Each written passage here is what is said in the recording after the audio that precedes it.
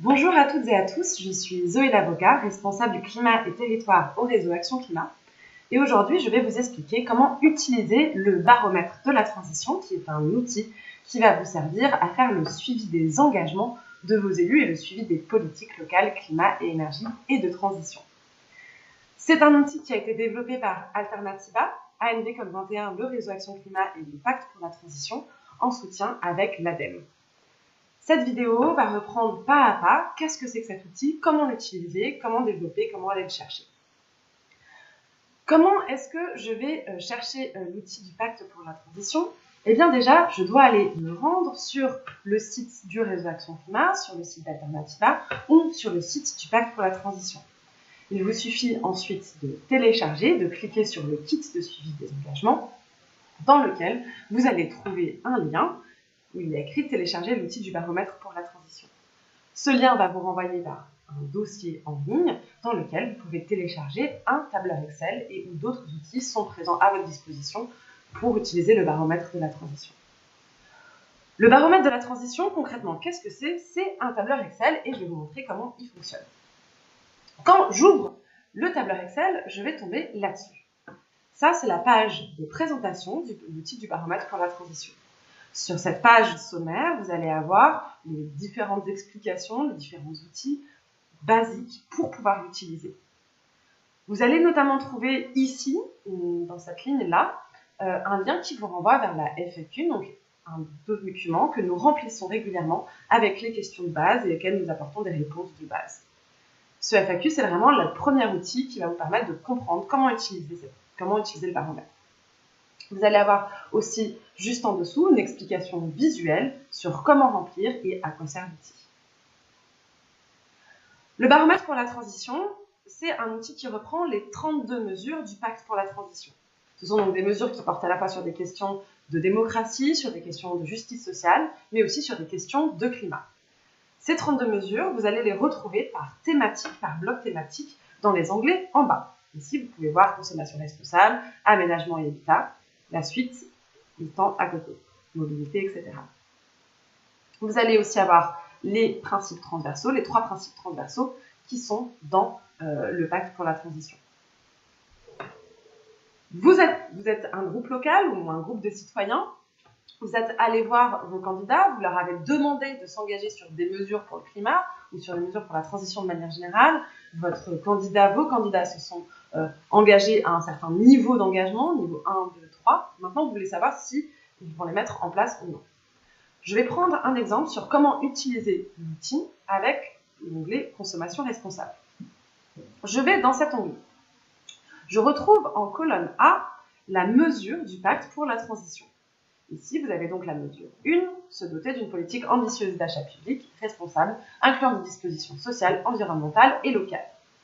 Dans chacune de cette colonne, vous avez donc les 32 mesures qui, à la fin, sont représentées. En colonne B, vous avez en plus petit un autre lien, un lien qui va vous permettre d'aller plus loin dans la compréhension de cette mesure, qui va vous permettre de comprendre de manière plus fine, mais aussi un peu plus technique, ce que ça veut dire qu'avoir une politique ambitieuse d'achat public pour une collectivité. On vous invite à cliquer dessus si vous voulez aller plus loin, si vous voulez comprendre vraiment d'un point de vue expert ce que ça représente pour une collectivité. Ce qui va vous intéresser principalement, ce sont les colonnes C, D et E, ou les colonnes démarrer, décoller et devenir exemplaire. Ces colonnes, elles représentent les niveaux d'ambition de votre collectivité. Vous pouvez avoir donc le niveau 3, le niveau 2 et le niveau 1. Concrètement, votre candidat et nouvel élu s'est engagé à mettre en œuvre soit ce niveau-là, soit ce niveau-là, soit ce niveau-là d'ici la fin de son mandat. Vous avez ensuite la colonne F, qui est du coup l'indicateur prioritaire, qui sont donc des indicateurs qui vont vous permettre de faire le suivi de votre politique. Ce qui va vous intéresser concrètement, ce sont les colonnes G, H, I, J. Là, je les ai pré-remplies, mais normalement, vous allez devoir supprimer toutes ces petites lettres et les remplir vous-même. Pourquoi ? Concrètement, l'outil va vous permettre de faire d'abord une auto-évaluation sur où en est votre commune. Cette colonne G, c'est où en est en 2020 la commune dans laquelle vous vivez, sur les questions de politique ambitieuse d'achat public. Si votre commune en est nulle part, vous mettez la lettre D. cette lettre D va remplir automatiquement cette case de la couleur rouge. Si elle en est à l'échelon C, ici, vous pouvez mettre le niveau C, qui remplit de fait directement en orange, ou alors en B ou en A. Ça, c'est où est-ce que vous en êtes à un instant T. Mais ce qui va vous intéresser, c'est de remplir ensuite la colonne J. Cette colonne J, c'est là où doit être à la fin votre élu. Donc à la fin, votre élu, il doit être, s'il s'est engagé à un niveau B, il doit être à un niveau B. S'il s'est engagé à un niveau A, il s'est engagé à un niveau A. Concrètement, cet outil, il va vous permettre, année après année, de faire le suivi. Puisque donc, en 2020, vous en êtes, mettons, au niveau C. Peut-être qu'en 2022, vous allez faire le suivi, donc en fonction du pourcentage de marché intégrant des clauses environnementales, votre indicateur, vous allez en être au niveau peut-être encore C, peut-être qu'en 2024, vous en serez au niveau B, et peut-être qu'en 2026, votre élu aura réussi son engagement et en sera au niveau A, mais peut-être qu'il en sera encore au niveau B. Vous devez donc remplir année après année, tous les 2 ans, ou potentiellement si vous voulez moins, vous pouvez supprimer une colonne. Vous pouvez remplir donc pour faire le suivi de vos engagements. Les colonnes K, L, M et N sont des colonnes commentaires. L'intérêt d'avoir ces colonnes, et on vous invite vraiment vivement à les remplir, c'est 2 choses. Premièrement, ça va vous permettre d'avoir une vision fine et de pouvoir faire le bilan année après année de où est-ce que vous en êtes.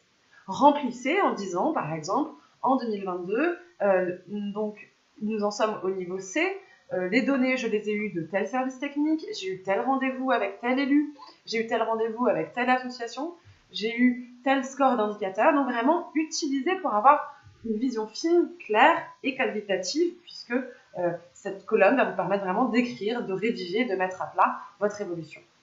La deuxième chose, à quoi servent ces colonnes commentaires, c'est surtout parce qu'il ne faut pas que la charge d'utilisation du baromètre de la transition ne repose que sur vous. En remplissant ces colonnes commentaires, vous allez permettre à d'autres personnes de récupérer l'outil et de reprendre le flambeau. Si jamais vous partez dans 2 ans ou 3 ans, si jamais vous changez vous n'avez plus envie de travailler sur ces questions-là, il faut que d'autres personnes puissent continuer à faire le suivi. Et c'est là que c'est important d'avoir bien rempli ces colonnes commentaires. Dans consommation responsable, donc, vous avez toutes les mesures du pacte pour la transition qui ressortent de ce volet-là. Si dans votre collectivité, vous n'avez pas choisi de vous engager sur les 32 mesures du pacte, ce qui est complètement possible, vous n'avez qu'à supprimer les lignes. Pour cela, il suffit de faire clic droit sur la ligne et de faire supprimer. Si, autre possibilité, vous avez ajouté des mesures, c'est-à-dire que vous allez faire un pacte local avec d'autres types de mesures que celles qui sont dans le pacte pour la transition, et que vous voulez donc les insérer, on vous invite soit, possibilité numéro 1, à remplacer les écrits ici, donc concrètement à écrire à la place de ces colonnes C, D et E, ou alors à insérer une autre ligne en faisant insérer. Une fois que vous avez rempli, que vous remplissez au fur et à mesure, ce qui va vous intéresser, c'est finalement l'onglet synthèse, qui est donc l'onglet en bas rouge. Dans l'exemple aujourd'hui, j'ai rempli tout le tableur, donc il faudra imaginer que vous avez fait ce travail de tout remplir. Si je clique sur l'onglet synthèse, j'arrive ici. Et ça, c'est vraiment ce qui va vous intéresser, puisqu'en fait, cet onglet permet de montrer la progression grâce à un diagramme en radar sur où est-ce qu'en est votre élu et votre collectivité. Concrètement, ce diagramme en radar vous montre, avec des lignes, les années après année et par thématique.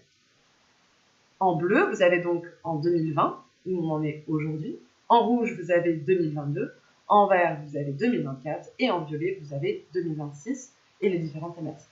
Si vous supprimez un onglet, toute la ligne du diagramme sera supprimée. En dessous, vous avez un tableau de bilan des résultats. Je vous invite à ne pas toucher ce tableau, puisque c'est ce tableau qui nous permet de faire apparaître automatiquement le diagramme en radar. Donc, sauf si vous voulez vraiment rentrer dans les détails du tableau Excel, je vous invite sinon à ne pas toucher ce qu'il y a en dessous de la ligne 28. Ce diagramme, il vous sert à plusieurs choses. Premièrement, en interne, à faire savoir où en est votre campagne.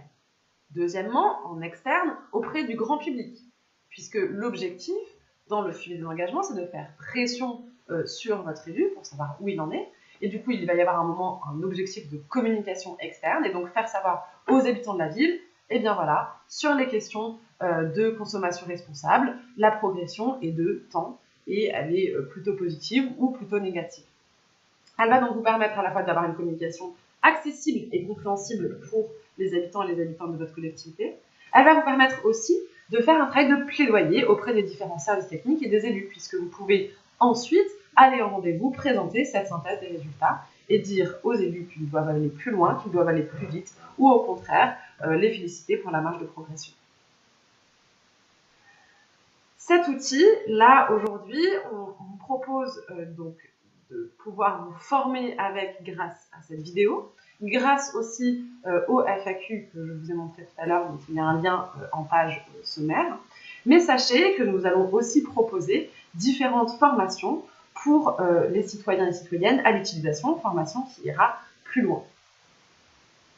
Je voudrais terminer cette vidéo pour vous dire que si donc vous voulez vous former plus précisément à l'utilisation, je vous invite à vous rendre auprès de la coordination d'Alternatives Territoriales, qui est une campagne portée par Alternativa, ANV COP21 et le réseau Action Climat, ou à contacter l'équipe du Pacte pour la Transition, si vous êtes un groupe du Pacte pour la Transition. Nous organiserons et organisons des webinaires et des formations de cet outil.